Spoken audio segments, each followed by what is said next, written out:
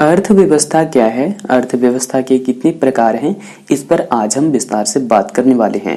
ये सारे कंसेप्ट आपको आज बेहतर तरीके से समझ में आएंगे क्योंकि हम आज यहाँ पे विस्तार से बात करने वाले हैं। तो वीडियो थोड़ी सी लंबी हो सकती है, इसलिए वीडियो की शुरू से अंत तक आप जरूर बने रहिए, तभी आपको बेहतर तरीके से कंसेप्ट समझ में आ सकते हैं। सबसे पहले हम आपको बता दें कि अर्थव्यवस्था को अंग्रेजी में इकोनॉमी कहा जाता है। ये अर्थव्यवस्था जो शब्द है ये दो शब्दों के मेल से बना है। पहला शब्द है अर्थ और दूसरा शब्द है व्यवस्था यानी कि मैनेजमेंट। अर्थ का मतलब धन या फिर संपत्ति होता है या फिर संसाधन भी आप कह सकते हैं। ये हम आपको पहले भी वीडियो सीरीज 2 के माध्यम से बता चुके हैं। अगर आपने वीडियो सीरीज 2 को नहीं देखा है तो उसका लिंक आपको इस वीडियो के डिस्क्रिप्शन बॉक्स में मिल जाएगा, ठीक है। आप वहां से वीडियो को आसानी से देख सकते हैं। और व्यवस्था कहने का मतलब है धन या फिर संपत्ति या साधनों का उस जगह पर प्रयोग करने से है जहां पर धन या संपत्ति या संसाधनों का अनुकूलतम प्रयोग हो और जिससे अधिक से अधिक उत्पादन करके अधिक से अधिक लाभ की प्राप्ति की जा सके। व्यवस्था को दूसरे शब्दों में प्रबंधन भी कहा जाता है। इसलिए हम कह सकते हैं कि अर्थव्यवस्था का मतलब किसी देश अथवा किसी क्षेत्र में आवश्यकताओं की संतुष्टि से है। अब हम तो यह तो जानते ही हैं कि आवश्यकताओं की संतुष्टि के लिए हमें कई आर्थिक क्रियाएं करनी पड़ती है, जिनके अंतर्गत उपभोग, उत्पादन, विनिमय, वितरण जैसी कई सारी आर्थिक क्रियाएं आती है। इन शब्दावली की हम चर्चा पिछली वीडियो के माध्यम से कर चुके हैं। अगर आपने पिछली वीडियो को नहीं देखा है तो उसका लिंक आपको इस वीडियो के डिस्क्रिप्शन बॉक्स में मिल जाएगा, जहां से वीडियो को आप आसानी से देख सकते हैं। इसके अलावा हमने हमारे यूट्यूब चैनल पर क्लास 12 के नाम से एक प्ले लिस्ट भी बना दिया है, जहाँ पर सारी वीडियो एक साथ अपडेट है। उन सारी वीडियो को भी आप आसानी से देख सकते हैं। उसका लिंक भी हमने इस वीडियो के डिस्क्रिप्शन बॉक्स में दे रखा है। और यदि आपका कोई सवाल है, कोई कंसेप्ट समझ पाने में आपको दिक्कत होती है तो आप हमें वीडियो के कमेंट सेक्शन के माध्यम से अपना सवाल पूछ सकते हैं। पुनः हम आपको बता दें कि अर्थव्यवस्था जो शब्द है एक अधूरा शब्द है जब तक कि इसके आगे किसी क्षेत्र या फिर किसी देश का नाम ना जोड़ा जाए।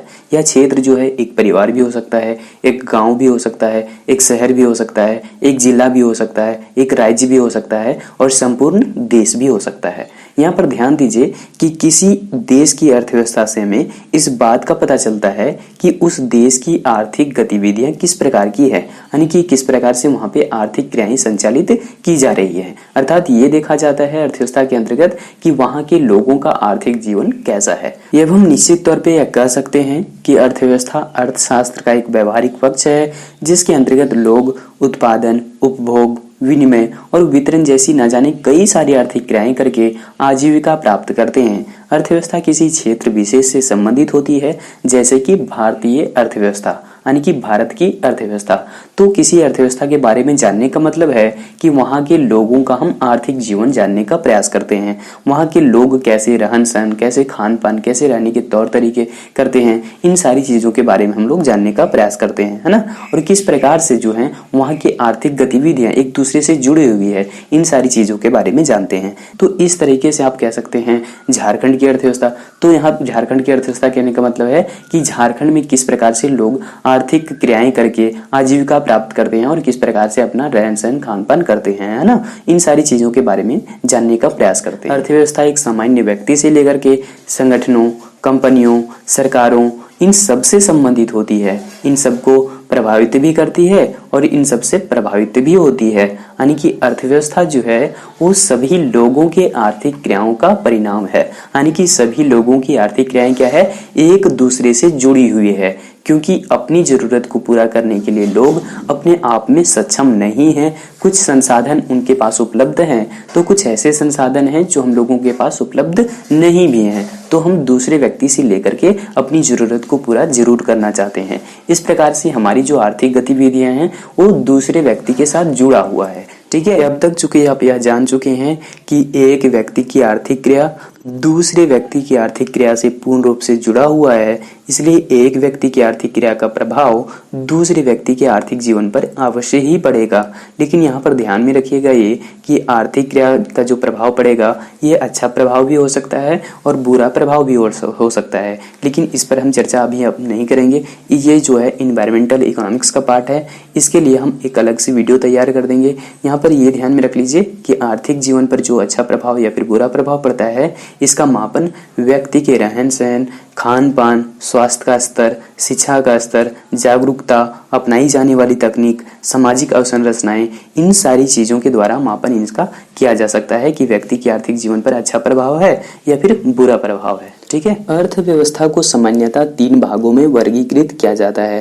पहला है प्राथमिक क्षेत्र, दूसरा है द्वितीयक क्षेत्र और तीसरा है तृतीयक क्षेत्र। अब इसको हम लोग एक एक करके देखते जाते हैं। प्राथमिक क्षेत्र के अंतर्गत कृषि और कृषि संबंधित गतिविधियां शामिल की जाती हैं। जैसे इसमें होता है क्या, कृषि से संबंधित क्या हो गया, खेती बाड़ी या फिर जो है मछली पालन हो गया, बतख पालन हो गया, पशु पालन हो गया, मुर्गी पालन हो गया, खनन हो गया, उत्खनन हो गया। तो ये सारी चीजें प्राथमिक क्षेत्र के अंतर्गत आता है। दूसरा जो क्षेत्र है वो है क्या, द्वितीयक क्षेत्र, यानी कि जिसे अंग्रेजी में सेकेंडरी सेक्टर भी कहते हैं। ये द्वितीयक क्षेत्र में आता है औद्योगिक क्षेत्र। ठीक है। तो औद्योगिक क्षेत्र को आप 3 रूप में देख सकते हैं, जैसे कि निर्माण क्षेत्र। निर्माण क्षेत्र कहने का मतलब है जहां किसी अस्थायी परिसंपत्ति का निर्माण किया जाता है, जैसे कि कोई बिल्डिंग बना रहे हैं, जैसे स्कूल बना रहे हैं, कॉलेज बना रहे हैं, यूनिवर्सिटी बना रहे हैं या फिर रहने के लिए मकान बना रहे हैं। तो ये सारी चीजें क्या हो गया, निर्माण क्षेत्र के अंतर्गत आता है। फिर हो गया विनिर्माण क्षेत्र। विनिर्माण क्षेत्र जहाँ किसी वस्तु का उत्पादन किया जाता है, जैसे कपड़े का उत्पादन किया जाता है, जूते का उत्पादन किया जाता है, कॉपी का उत्पादन किया गया, कलम का उत्पादन किया गया है ना, मोबाइल का उत्पादन किया गया। तो ये सारी चीजें क्या है, विनिर्माण सेक्टर। इसी के अंतर्गत अगला हो गया विद्युत, गैस और जलापूर्ति, यानी कि electricity, gas and water supply. तो यहाँ पर आप देख सकते हैं कि ये सारी चीजें द्वितीयक क्षेत्र के अंतर्गत शामिल किया जाता है। अगला है तृतीयक क्षेत्र, जिसको हम सेवा क्षेत्र भी कह सकते हैं। तो इसमें आता है परिवहन और संचार। तो परिवहन कहने का मतलब जैसे कि बस की सेवाएं हो गया है ना, रेलवे की सेवाएं हो गया, हवाई जहाज की सेवाएं हो गया, या फिर कह सकते हैं संचार, यानी कि मोबाइल फोन से जैसे हम लोग कॉलिंग भी करते हैं, व्हाट्सएप भी करते हैं। तो ये सारी चीजें क्या है, अर्थव्यवस्था के तृतीयक क्षेत्र के अंतर्गत आता है, जो कि सेवा क्षेत्र कहलाता है। ठीक है। फिर हम लोग बैंकिंग संबंधी, जो बैंक में लेन देन का कार्य करते हैं, पैसे संबंधित मामले जो हैं, बैंक से संबंधित जो मामले करते हैं, वो क्या हो गए, बैंकिंग सेवाएं। ये भी किस में आएगा, तृतीयक क्षेत्र में आएगा, है ना। कई लोग जो हैं अपनी बीमा करवाते हैं, अपनी गाड़ी का बीमा करवाते हैं। तो ये सारी चीजें किस में आता है, सेवा क्षेत्र के अंदर आता है। ठीक है। यानी कि बीमा किस में आएगा, सेवा क्षेत्र में आएगा। फिर हम लोग जैसे भंडारण करते हैं, यानी कि जो कुछ भी हम लोग प्राथमिक क्षेत्र में उत्पादन किए, मान लीजिए कि कृषि से हम लोग जुड़े हुए हैं, है ना, कृषि संबंधित कार्य करते हैं, कृषि संबंधित गतिविधियां करते हैं, खेती बाड़ी में हम लोग काम करने वाले आदमी हैं। तो हम लोग क्या करते हैं, आलू उत्पादन किए या फिर कुछ भी सब्जी उत्पादन किए, तो उसको कोल्ड स्टोरेज में भंडारण किया जाता है, ताकि वो जो है पूरी तरह से सेफ रहे, है ना। तो वहां पर आप देख सकते हैं कि भंडारण भी जो है वो सेवा क्षेत्र के अंतर्गत आता है, जो कि तृतीयक क्षेत्र के अंतर्गत शामिल किया जाएगा। ठीक है। अब इसके अलावा व्यापार भी किस में आएगा, सेवा क्षेत्र में ही आएगा। जैसे हम लोग कोई वस्तु बेचना चाहते हैं, बेचते हैं, है ना, तो वो भी किस में आएगा, सेवा क्षेत्र के अंतर्गत ही शामिल किया जाता है। ठीक है। क्लियर हो गया होगा। अब चलिए हम लोग ये जानने का प्रयास करते हैं कि अर्थव्यवस्था के कितने प्रकार हैं, लेकिन इसके लिए हम लोग को वर्गीकरण किन के आधारों पर किया गया है अर्थव्यवस्था का, इसको हम लोग को जानना बहुत जरूरी है।